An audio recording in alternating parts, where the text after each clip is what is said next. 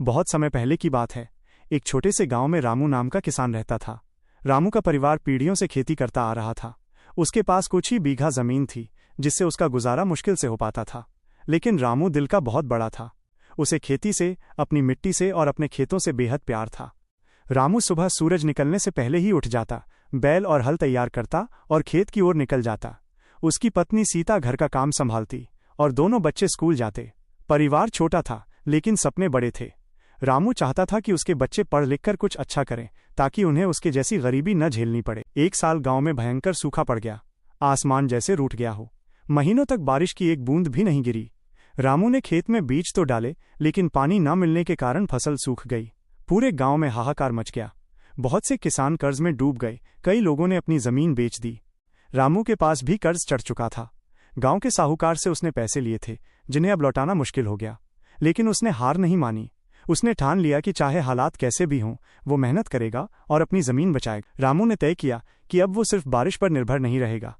उसने तालाब खुदवाने की सोची, लेकिन उसके पास इतना पैसा कहाँ से आता। उसने अपने बच्चों और पत्नी से सलाह की। सीता ने अपने गहने निकालकर दिए और कहा, ये गहने मेरी खुशियों से ज्यादा कीमती नहीं हैं।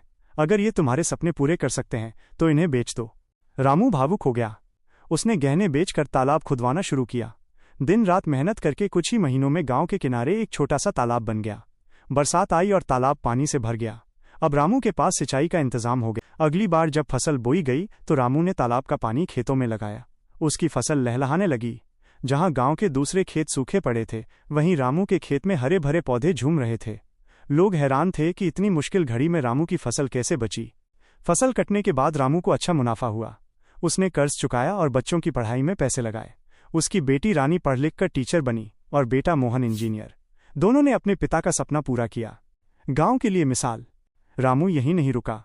उसने गांव के किसानों को बुलाया और कहा, हमेशा आसमान पर भरोसा मत रखो। हमें अपनी मिट्टी पर भरोसा करना चाहिए।